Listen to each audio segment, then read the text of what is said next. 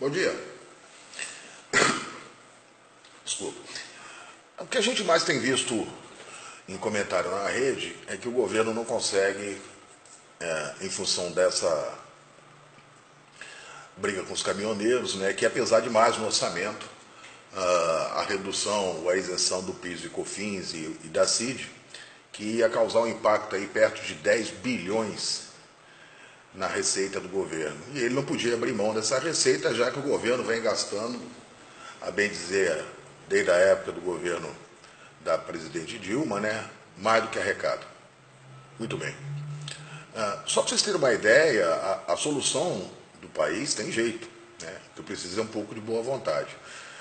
O que se estima mais ou menos que no Brasil hoje, a sonegação fiscal, e a grande pergunta é, o brasileiro sonega porque o imposto é alto, ou o imposto é alto porque se sonega? Só para vocês terem uma ideia, de sonegação fiscal, estima-se, né, porque se tivesse certeza, perto de 400 bilhões de reais é sonegado num ano no Brasil. Né? Só no escândalo do mensalão e do petrolão são cifras absurdas. Então, por aí a gente pode ter uma dimensão do que realmente se sonega. A corrupção, perto de 200 bilhões. Então, vejam vocês, só a corrupção e sonegação, né, sangra nesse país perto de 600 bilhões de reais.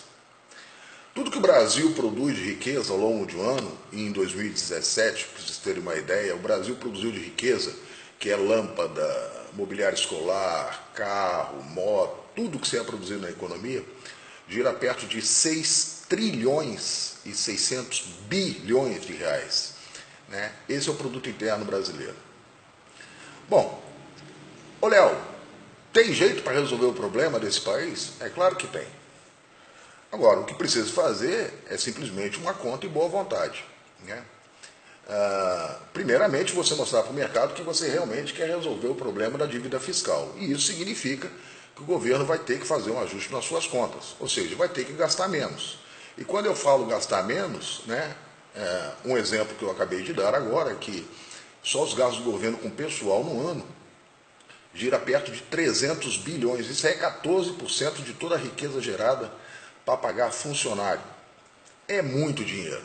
Então o governo, se ele conseguir enxugar a sua máquina, o seu gasto com o pessoal, ele já está mostrando no mercado uma boa vontade em resolver o problema. Então o governo precisa controlar os seus gastos, e no tocante ao pessoal é um deles, precisa controlar a sonegação e corrupção, porque isso aí só gera mazelas para o povo, uma vez que cria distorções no mercado em que o indivíduo corrupto tem vantagens competitivas em relação a um outro, não é? Que não está envolvido necessariamente no esquema de corrupção, peculato, nepotismo, corrupção ativa, passiva, enfim. Há uma distorção no mercado que o bom empresário acaba pagando pelo ruim, que não consegue brigar, já que o outro sonega, né, ou compra deputados, ou compra políticos e por aí afora, qualquer um deles. Bom, um segundo aspecto que precisa fazer quando o governo reduzir esses gastos com o pessoal e controlar a sonegação e controlar a corrupção, e isso pode ser feito através de penas mais pesadas, principalmente para o servidor público, né, que abusa da confiança do eleitor ou abusa da confiança daquele que o colocou lá para defender os seus interesses, e isso não vem acontecendo, mas é possível que o governo possa, através desse controle, mostrar ou sinalizar para o mercado que existe essa boa vontade de controlar os seus gastos e, consequentemente, fazer frente à dívida fiscal que gira hoje, de tudo que é riqueza, perto de 33% mais 6% do que extrapolou, nós estamos gastando perto de 40% de tudo que se produz na economia. Muito bem, então fazendo uma análise mais simplista, vamos imaginar então que nós temos uma receita fiscal, que é um produto interno bruto que é de 6 trilhões e 600 bilhões, é a produção.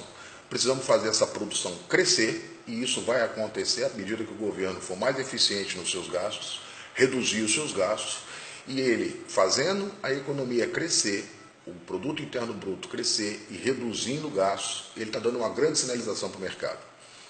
Um segundo aspecto é, qual é o grande problema? É o excesso de carga tributária.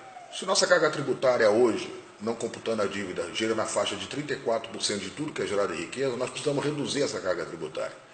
Então, quando você aumenta a produção de bens e serviços, logicamente você está gerando mais emprego, mais renda, mais carga tributária, você começa a criar uma dinâmica, um efeito multiplicador na economia que antes não tinha. Desta forma, podemos imaginar que, aumentando a produção de bens e serviços, a receita fiscal do governo também vai aumentar. Mas não é importante só aumentar a receita fiscal, é preciso combater gastos. Então, toda vez que o produto interno bruto, a produção de bens e serviços crescer, né, só para vocês terem uma ideia, 1%, se o PIB crescer, equivale a 60 bilhões de reais. 3% equivale a 180 bilhões de reais. Então eu posso imaginar que, se parte desse crescimento econômico, imaginando 3%, se o governo pegar 1% ou 0,5% desse aumento de arrecadação e jogar na redução da carga tributária, que hoje gira em 33%, que a cada ano, mediante crescimentos econômicos, se projeta no ano seguinte a redução de carga tributária, eu posso imaginar que você está reduzindo carga tributária, está criando uma dinâmica positiva na economia e, por sua vez, você faz frente a todas as despesas que você imagina ter, não necessariamente tendo que sacrificar o povo da forma que vem sacrificando. Né? Olha, e onde joga essa redução de gastos? Onde vai jogar essa redução da carga tributária que hoje beira 33%? Se eu tiver que reduzir a cada ano 1% em algum imposto, necessariamente você tem que favorecer aqueles indivíduos menos favorecidos, a população de baixa renda. E onde é que você vai mexer no bolso ou acrescentar renda a essa população? Principalmente na área de transporte público. O governo pode reduzir, por exemplo, imposto sobre o serviço público, sobre energia, sobre telecomunicações, sobre combustível, sobre vestuário. Né?